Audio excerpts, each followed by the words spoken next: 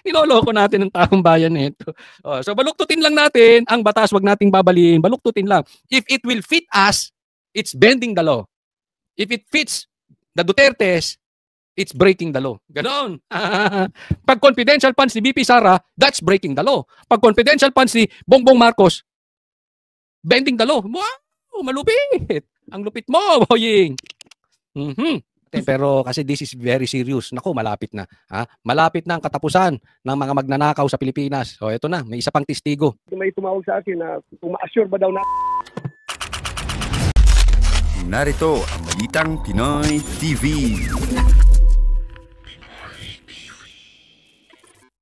Pero bago po tayo magsimula, ipapaalala ko lang po, wag pong kalimutan i-like tong video na ito ha. Pagkakita nyo pa lang, like nyo po agad ang video na ito, itong vlog na ito. And sana po, doon sa mga hindi ko pa po subscriber, yan, subscribe naman po kayo dito, konting lambing dito sa channel ni Coach Oli News PH. Tayo po ay magbabalik muli. Ito, pag-usapan muna natin itong best friend ni Bongbong Marcos bago natin puntahan itong patungkol sa korupsyon ni Marcos na kilalang-kilala na sa buong mundo. At marami pa po tayong i-discuss. Pero dito muna, ito muna. Gusto ko makita nyo to. Naku, matindi po ito. Nakakatawa ito. O ano sabi? Sometimes you have to bend the law. Yes.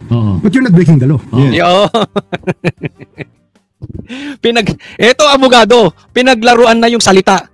Ano? You bend the law, pero you don't break the law. So, kasi pag sinabi mong yung bend the law, hindi mo siya mabibiyak. Hindi mo siya mababali. I-bend mo lang, konti lang.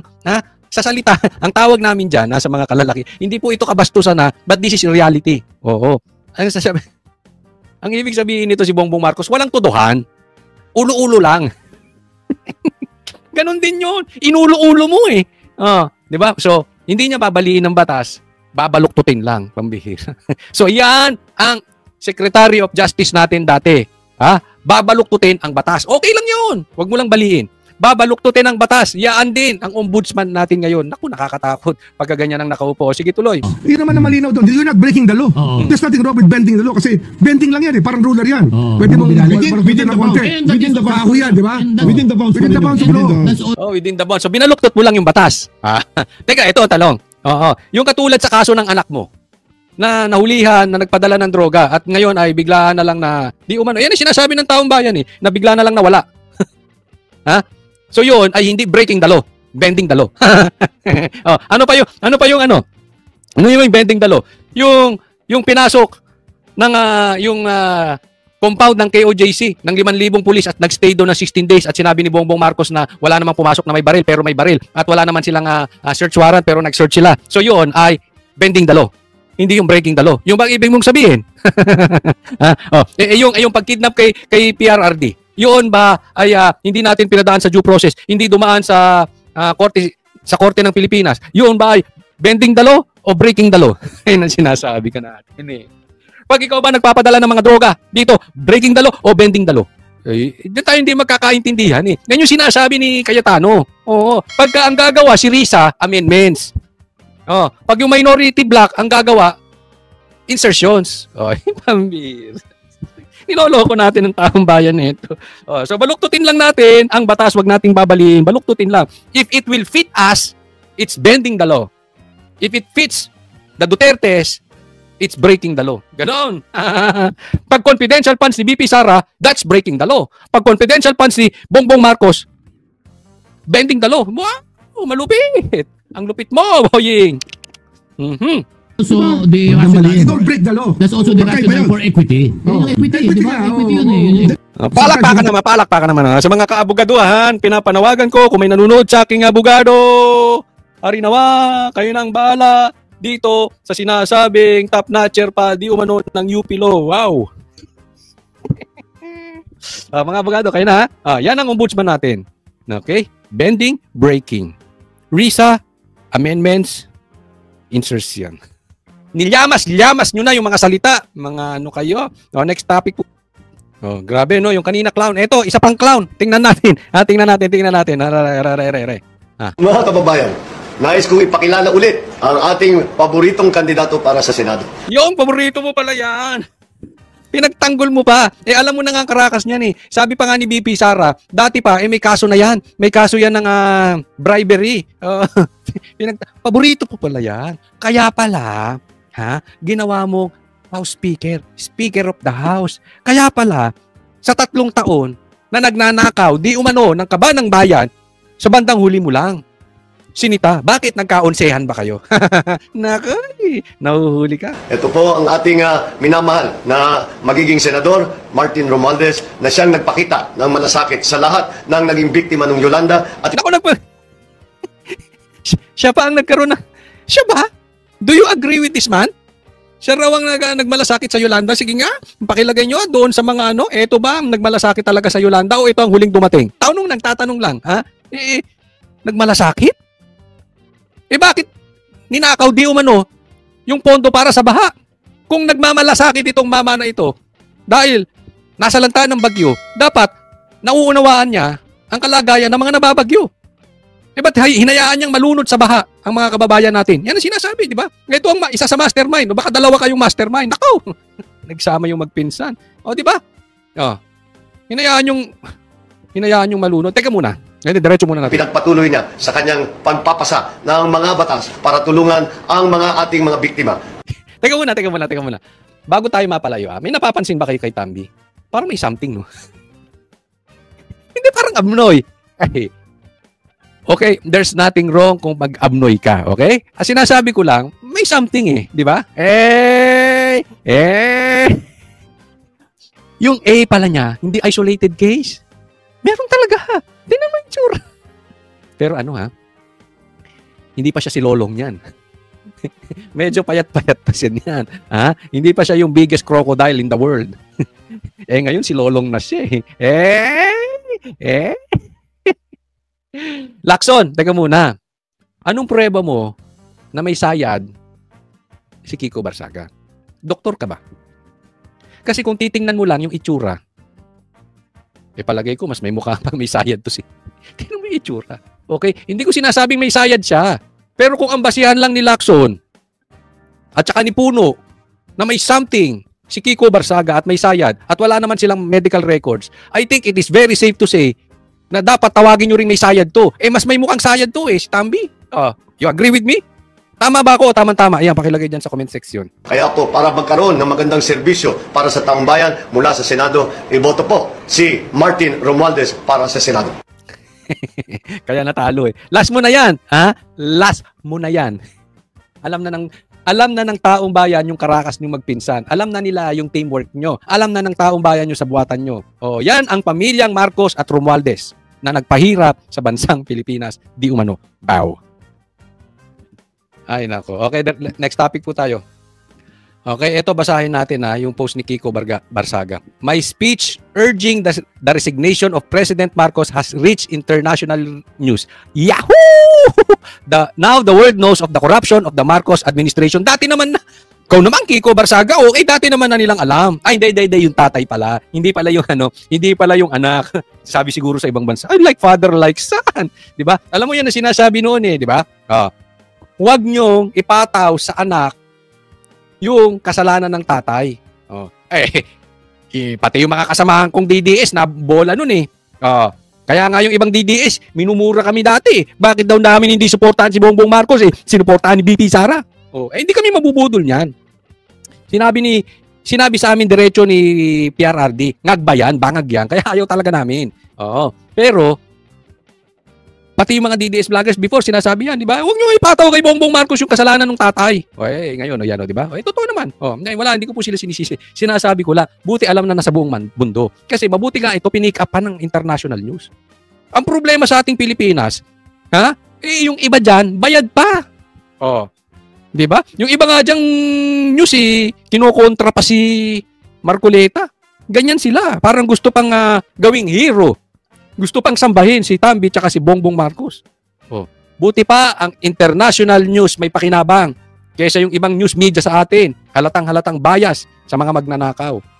Next topic po. Ito pag-usapan po natin pero kasi this is very serious. Naku, malapit na.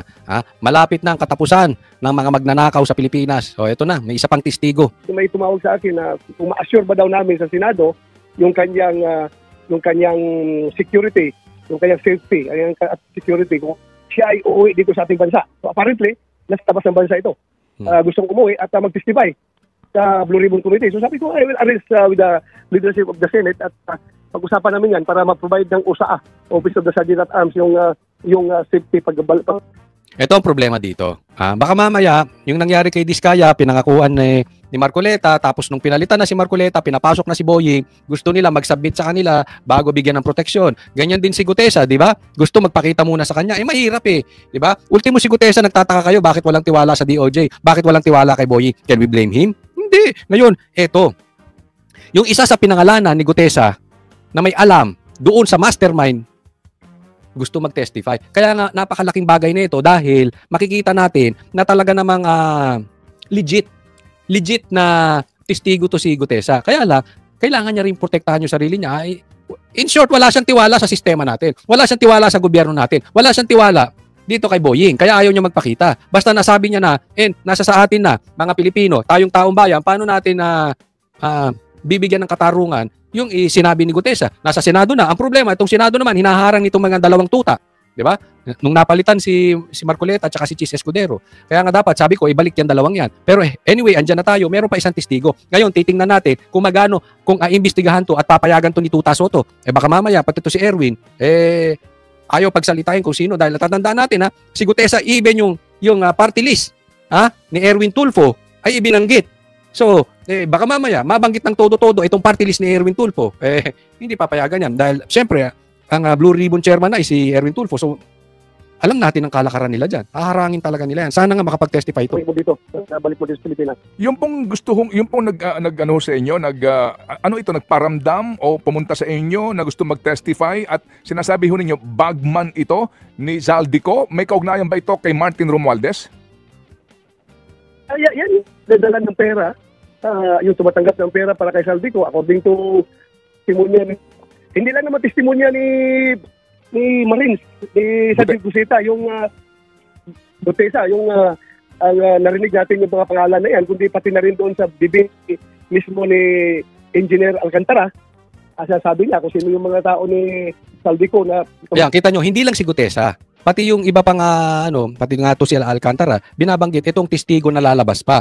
So ulit, to strengthen yung mga binanggit ni Gutesa dahil nagtutugma-tugma na nagko-connect na. Syempre, kilalang kilala yan. Dapat yung bagman trusted yan dahil syempre hindi naman barya dala niyan di ba? So dapat yung nagdadala niya pinagkakatiwalaan. May balita nga ako doon di ba? Yung asawa pa nga ang bagman. Nung isa ron, yung isang lolong na buhaya. Matanggap ng pera at facilitate ng yung delivery ng pera.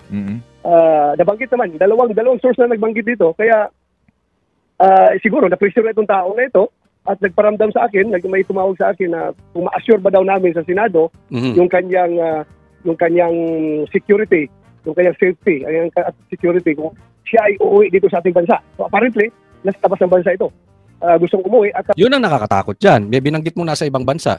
Ngayon, halimbawa, yung mastermind, makapangyarihan, halimbawa, nasa Malacanang, yung iba, nasa Congress. Diba? Halimbawa lang naman, wala tayong pinapatukuyan.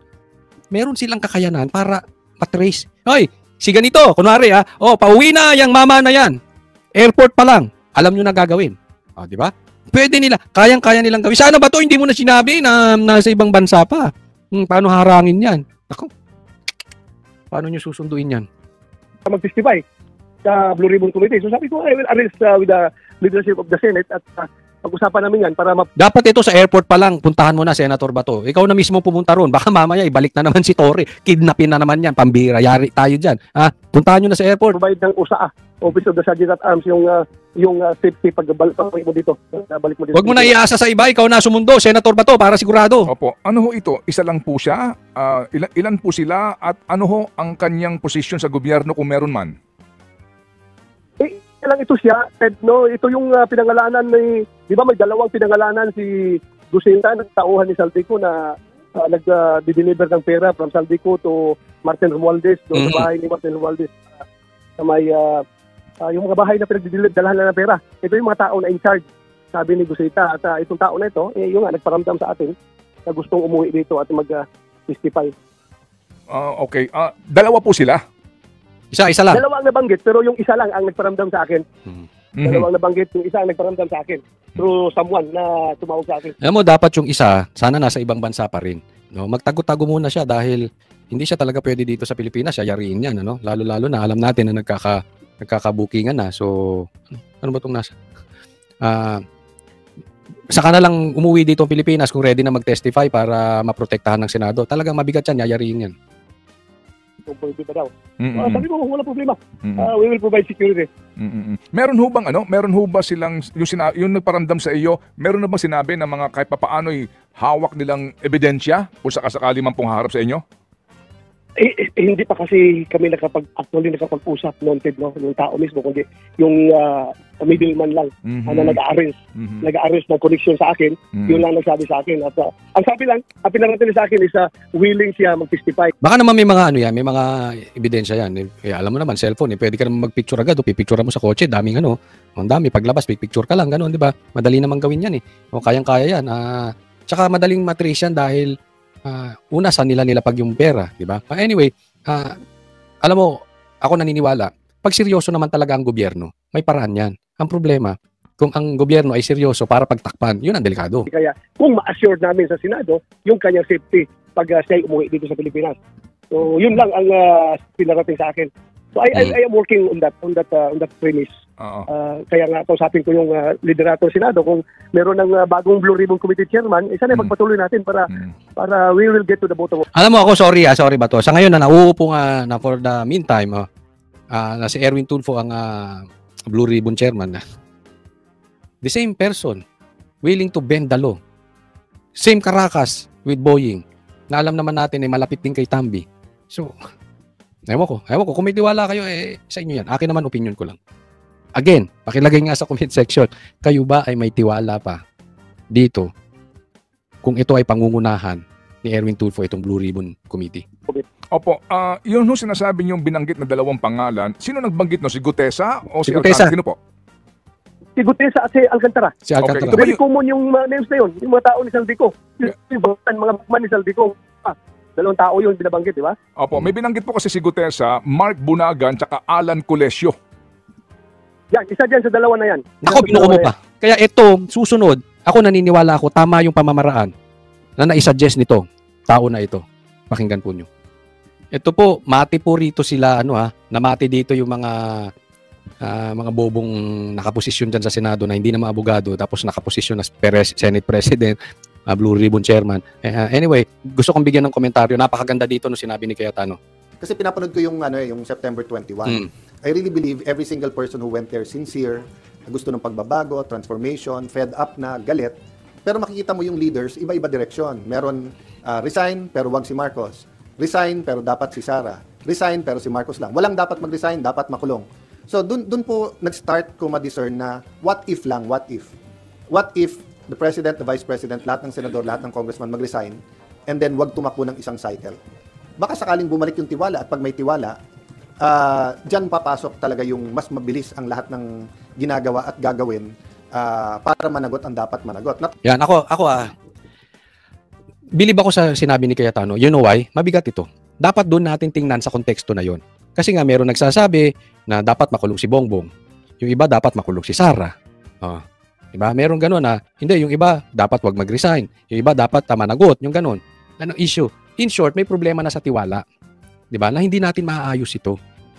So, sinuggest niya mag-resign lahat tapos magkaroon ng snap election. Alam mo, yung tao dapat tiningnan ito doon sa parte ng pag-ayos. Hindi yung, hindi, bawal yun, wala namang snap election. Nagka-snap election di ba? Noong 1986 ba yun? 1987. Hindi, wala sa batas yung snap elections. Hindi, wala sa batas yung mag-resign. Dapat ang tingnan natin dito, ang laki ng problema ng Pilipinas. Bukod sa korupsyon, wala nang tiwala ang taong bayan. Makukuha lang yung tiwala ng... Hindi ko sinasabing pabor ako dito sa mag-resign lahat, okay? Hindi ko rin sinasabing hindi pabor. Pinapaliwanag ko lang yung side ni Cayetano na wala nang tiwala yung taong bayan Bakit hindi tayo mag-resign lahat? Tapos magka-snap election, wag tayong tatakbo in one cycle. May punto siya May punto si Cayetano. Dapat tiningnan to nung mga kasamahan niya, lalo ng senador, dapat nag-isip kayo. Alam niyo anong ibig sabihin nito? Malinis si Cayetano. Hindi siya kapit-tuko. Kasi willing siyang bitawan yung posisyon niya And at the same time, pag binitawan mo yung posisyon mo, kung may bahid ka ng pagnanakaw, delikado ka. Diba? So, dapat tinignan natin, oo nga. At tingnan natin to mga kababayan, mga banateros, mga DDS. Tingnan natin to doon sa parang drug test. Sinusubok lang eh. Sabihin natin, yung presidente, yung vice president, yung senador, yung congressman, lahat magpa-drug test. Huwag na muna natin pag-usapan yung batas. Willing ba kayo magkusang loob, magpa-drug test tayo nang makuha natin pabalik ang tiwala ng taong bayan kasi sinasabi. Halimbawa lang to, this is just an example. Halimbawa, marami nagsasabi na marami sa atin ay adik. Sinasabi presidente, adik. Sinasabi si ganitong congressman, adik. Sinasabi si senador na ganito ay adik. Bakit hindi lahat tayo magpa-drug test? Ano sasabihin ng iba? Ano sasabihin ng tuta? Wala sa batas yan na iuobligahin mo kami magpa-drug test. Diyan pa lang kita mo na eh. Sino yung adik? Or kung hindi man siya adik, may pinoprotektahang adik. Mismo. Di ba? Yun lang yun. Kaya yung iba, ayaw magsi-resign kasi guilty, takot. Masisilip eh. Pag wala ka na sa posisyon. Or, kailangan nasa pwesto siya para maprotektahan niya yung amo niya na magnanakaw. Same, di ba? Sino bang matatakot sa drug test? Natural, yung adik. Magkahamunan ngayon. Gusto mo magkahamunan lahat ng vloggers, pa-drug test tayo eh. Diba? Alam ko kung sino yung uurong. Adik yun eh. Di ba? Coach Oli, ba't mo kami iibligahin? Mag-vlog ka dyan. Huwag mo kaming pakialaman sa vlog namin. Di ba? Alam na natin. Tawa lang ako dun sa mga nagko-comment ng ayaw namin mag-resign kayo, gusto namin makulong kayo. Dun sa mga guilty, pag nag-resign, mas madaling ipakulong. Hindi mas mahirap. Exactly. Yan yung sinasabi natin eh, di ba? Yung iba, ayaw talagang bumaba ng pwesto. Yung iba nga, nag-assign pa ng ombudsman eh. Why? Alam na natin. Di ba? Hanggat maaari, yung ibang mga magnanakaw, bukod sa ganid sa kapangyarihan, ayaw din nilang bumaba sa posisyon dahil pag nabuking yung kanilang pagnanakaw at wala nang tumatakip, makukulong sila. Kasi yung suspect mo nasa gobyerno lahat ngayon eh. So mismo. habang nandun sila sa pwesto, Mahirap. mas mahirap talagang panagutin. Correct. At kung ikaw mastermind, mas madali mong guluhin kung mga kapwa mo na sa gobyerno, nakapwesto pa lahat. Yan ang sinasabi. Ito na nga mga kabalita. Ano na ang masasabi nyo patungkol sa balitang ito? Please comment down below mga kabalita. Pag-usapan natin yan sa comment section. At kung di ka pa nakasubscribe sa ating channel, baka naman